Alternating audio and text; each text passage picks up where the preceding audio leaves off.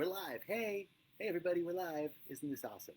So great to be here. I am uh, using a new technology with the Facebook Live. So this is using a different camera and trying to figure it all out. So I'm hoping that it all looks great and you can hear me okay. Uh, and I'm looking here at the camera, and then I'm looking down at the screen. So if you see me look up and down, you know what's going on. Hi, everybody. Welcome to Walking the Path. I am so grateful to be here. I'm so grateful for this opportunity. I'm so grateful for this day.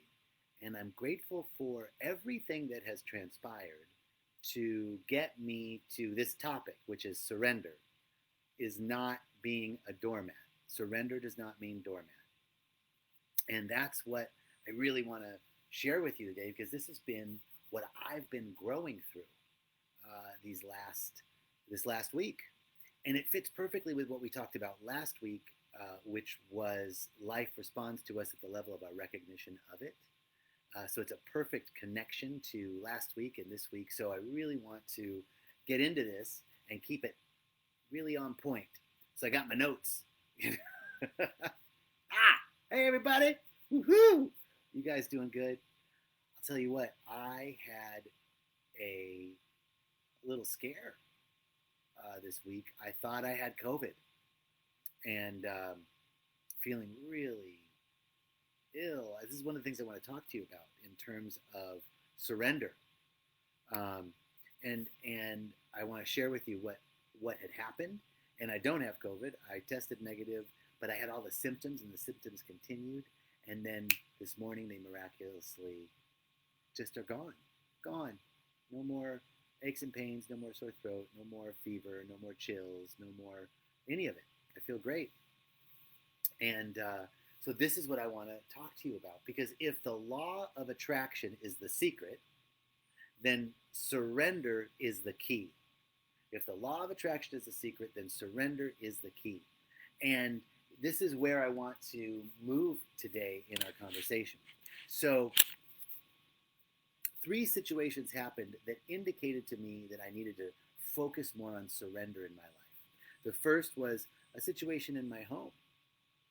The second was this, quote, illness that I was experiencing. And the third is this recognition of all of it is just that surrender is surrendering to what's so. So if you recall a great book called The Untethered Soul. The Untethered Soul is by Michael Singer, and he wrote another book called The Surrender Experiment, My Journey into Life's Perfection. This book was very impactful to me because it showed me his life. It was showing us how to let go of personal preferences and let life call the shots. If I could let go of my personal preferences and let life call the shots, how much more magnificent would my life be? Now, I know that all of us, I felt like, hey, I'm surrendered in a lot of areas of my life. I go with the flow in a lot of areas. I'm moving in this way in a lot of areas in my life. However, the areas where I don't want to surrender are the exact areas where I need to put my energy. So how do I not let my personal fears and desires dictate life, but simply surrender to what life has in store for me, right? Because that's what happens. My personal desires begin to, excuse me, hey, opening up that third eye. My personal desires seem to be dictating how much life I'm willing to accept. Right? I don't like that. I don't like that person. I don't like the energy I get from them. I don't like this situation. Right? And I'm pushing against it. I am resisting it. And in that way, I'm not allowing life to move through me. I'm stopping life. And then it's a self-fulfilling prophecy. I don't like something. Now this doesn't, again, surrender doesn't mean doormat. But it means to remain in the seat of my observer consciousness, my witness consciousness. That's what surrender means, to remain in the seat of my witness consciousness. Can I observe what life is bringing to me? Surrender is a drop back from the mind, right? The mind that wants to know and control everything. I know I want to know and control everything. Because it would be so much better if it was just the way I think it should be, right? No, because, and here's why. Because spirit, the great universal mind, the love intelligence that governs the universe, knows a hell of a lot more than I do. Right? If there is a consciousness that contains all possibility, then there's a lot of possibility that I'm not even aware of. There's what I know. There's what I know I don't know. Right? Like I know I don't know how to speak Russian, but I know Russian as a language exists. And then there's what I don't know. I don't know. I don't even know I don't know stuff. There's stuff out there I didn't even know I didn't know. That's where life gets juicy. And when I'm trying to control life, I'm stuck in the two realms of what I know and what I know I don't know. And it eliminates the third possibility, what I don't know, which is the broader part of all of existence. How much better could it be? How much more? How good can I stand it? How good can you stand it? When we drop back from the mind that wants to control, it allows that other part of life to begin to emerge in our experience. Surrender to what is does not mean that we're a doormat. It doesn't mean that we're a doormat because things are going to unfold anyway. Life is going to happen anyway. Now, it can happen for us, or it can happen. In other words, it can pull me. I can be pulled by life, or I can be pushed by life. I'd rather be pulled. Right? Reverend Michael says you're pulled by a vision, or you're pushed by pain, or you're pushed by pain until you're pulled by the vision. So this is the key. This is the key to our life. Is surrender. It's not a white flag. It doesn't mean we don't have a choice. We have choice, right? In fact, Viktor Frankl says that the only ability that we have, the only choice that we have is how we're going to respond to life. It's our ability to respond that is our responsibility. So being in surrender is a spiritual term that gets misused a lot, but it's a key to any spiritual growth and development. It does not mean you're throwing in the towel. It does not mean white flag. It does not mean that you don't have a choice. It doesn't mean that I'm passive or ignorant or that I'm a victim. It doesn't mean that I'm giving up. Surrender is the opposite of all those things. It simply means that I pause before I respond. I have to stop right here and say, I'm using this new technology and I'm not able to see any comments. I'm not able to see any comments from anybody. So I know that there's comments going on right now, but let's see if something changes. I'm going to change this setting. So anyway, here we are. Back to this. Surrender is the opposite of all those things. Surrender means that I'm not reacting out of old patterns. I'm not reacting out of old wounds. And I'm not reacting out of my old conditioning. We are conditioned to fight and defend. I'm conditioned to give as good as I get.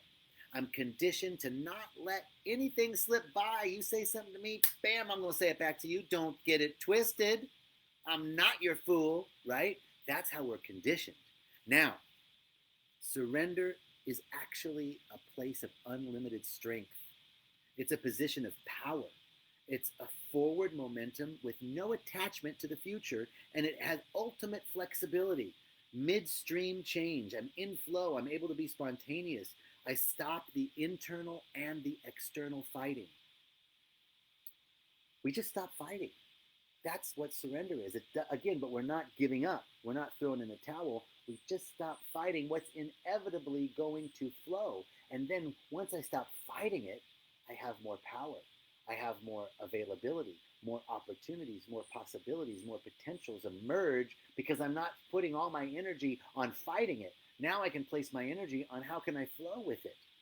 Now this is a lot easier said than done. And I'm going to share with you some things about me that I'm going through right now. But I want to finish this really like, think of all the energy and time that I spend, you spend in fighting what's inevitably happening. Fight it, like you just can't. You can't stop the flow of water. If you try to cup water in your hands, no matter how tight you squeeze your fingers, it's gonna slip out. So either I can keep trying to fight that, squeeze my finger tighter, tighter, tighter, or I can figure out another way to get the water. Right? Once I stop putting all my energy into fighting this, new opportunities unfold for me, right? For you. It's liberating. It's a liberation of time and energy that allows us to step, that surrender allows us. Surrender allows us a liberation of our time and energy. It's an acceptance of life no matter what's occurring. We stop being against something and before something. Right? Mother Teresa was asked to march in an anti-war rally, and she declined. And her response was, I won't march against anything, but I'll march in a peace rally. Right? In other words, she was for something. She's not against anything. That's a really powerful spiritual awareness.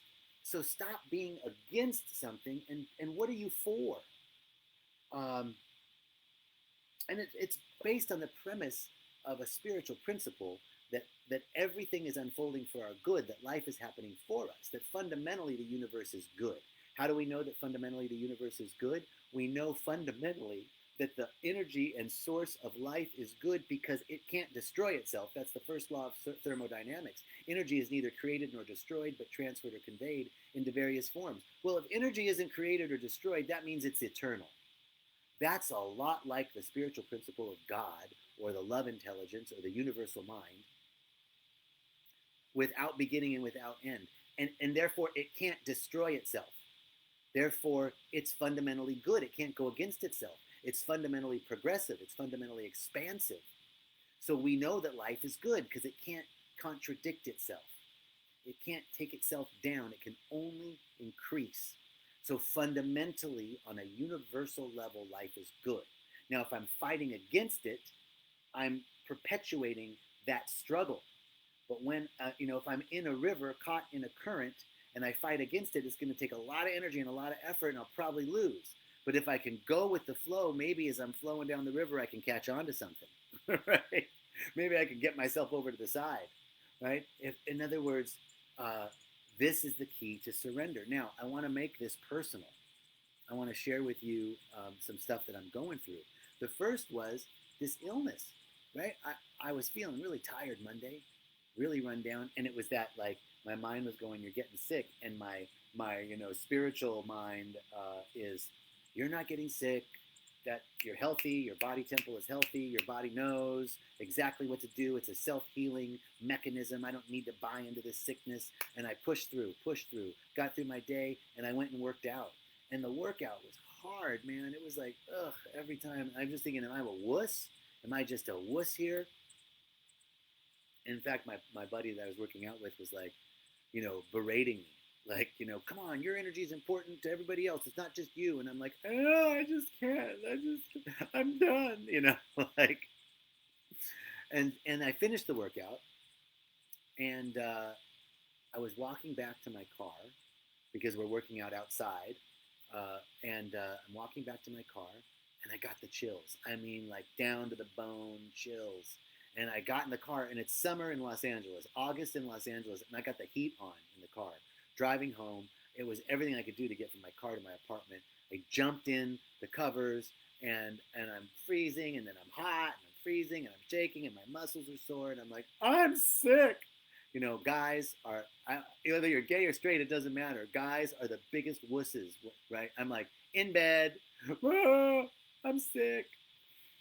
And I kept trying to get out of that mindset of, I'm sick. I didn't want to buy into that. And then the fears around COVID. Is it COVID? I mean, it's all the things. It's fever, chill, aches, pains, all the flu-like symptoms. It's COVID. Holy shit. So Tuesday, I was able to go get a test. Test came back negative, but I still had the symptoms Tuesday night, all day Wednesday night. I just was in bed. I worked yesterday. But the whole time, a friend of mine said, oh, you got the chills? That's not illness. That is your 11th chakra. your hands and your feet. The 11th chakra is the inside of the bubble. It is your electric body. I had 2 friends say that to me. Oh, you got chills? That's just your 11th chakra expanding. You're upgrading your electric body, right? We have all these subtle bodies. And I was like, okay, I'm down. And then people would say, how are you feeling? And I had the choice in the moment to not want to deny what I was experiencing, but also not want to buy into the story. So can I surrender to what my body is experiencing? I'm not denying that I'm feeling flu-like symptoms, and I don't feel like I normally do. And what's my interpretation of it? Is it COVID? Is it I'm sick? Or is it I'm upgrading? There's something upgrading in my body. My body is a self-healing mechanism that knows just what to do. It's healing itself right now. Right now. Every organ, action, and function in my body is healing. I see it. I'm taking vitamins. I'm doing my stuff. I'm drinking water. I'm drinking electrolytes. All the things that we're supposed to do to take care of ourselves. And the mental aspect is so key. I'm surrendering to what's so. I'm not fighting. I'm not sick. Everything's fine. No. But I'm also not buying into a story of sickness. I'm interpreting it as health, as upgrading, as expanding aspects of my subtle bodies. So when the great master teacher Jesus says, don't get caught up with appearances, he's not saying to deny the appearances. When he looked at Lazarus, he said, obviously the guy's dead. He's going to raise him from the dead, right? But the unreality of the circumstance lies in our interpretation of it.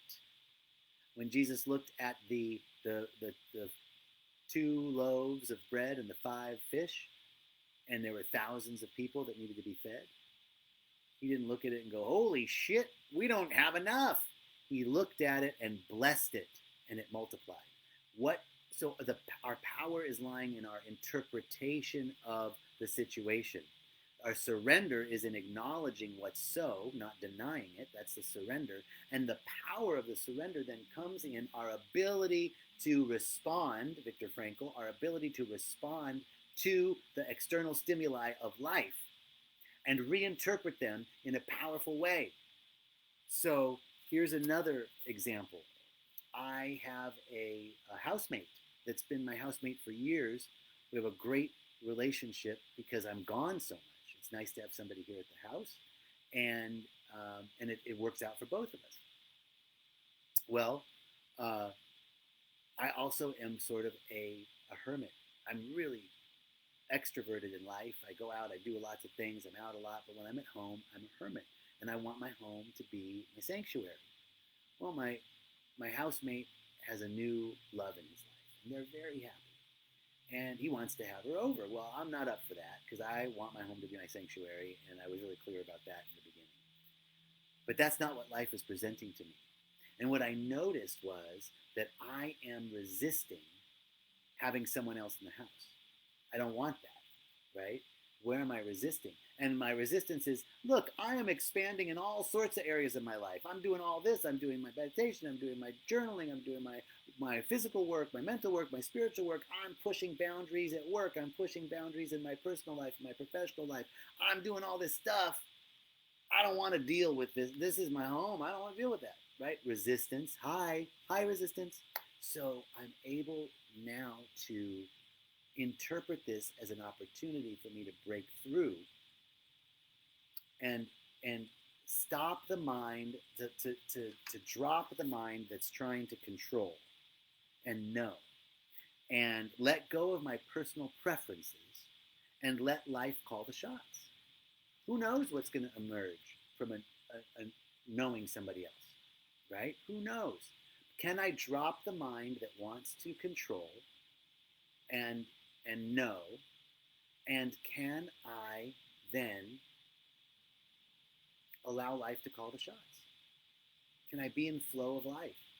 Can I be in flow of life, and instead of putting all my energy on resisting and blaming and being upset, can I go with the flow and then see where I can put that other energy? Where can I put that energy that's no longer being used in resistance?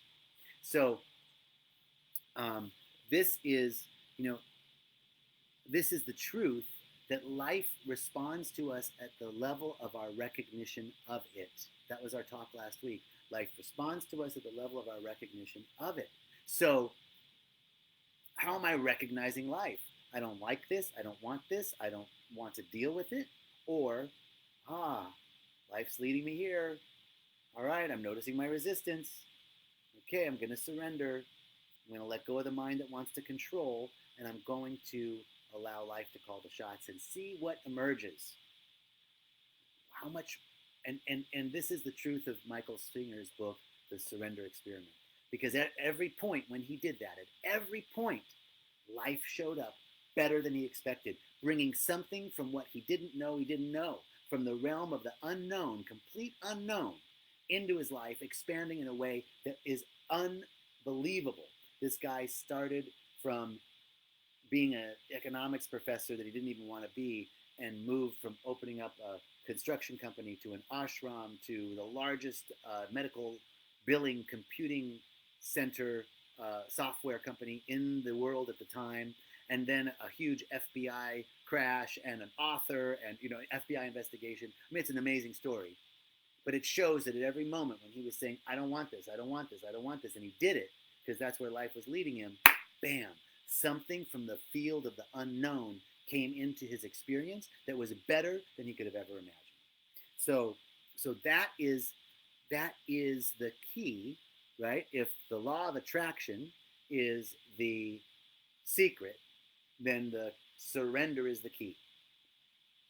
And with these tools that life is for me, it's happening for me no matter what the appearances are, I can move into surrender a little bit more easily and stop being against something and begin to be for something. All right, I think that is the talk today. I am so grateful that you all joined. I'm sorry that I missed your comments. Hello to everybody who's always joining. I see the numbers are there, but I don't see any comments. So I am just so grateful. We'll figure out the technical glitch, and I look forward to seeing and speaking with you soon. Don't forget, tomorrow, Kim Terranova, and Monday, we have a great conversation on Rise Up, Evolutionary Conversations from the Emerging Paradigm. Thank you so much. Peace and blessings. Have a brilliant weekend. Bye-bye.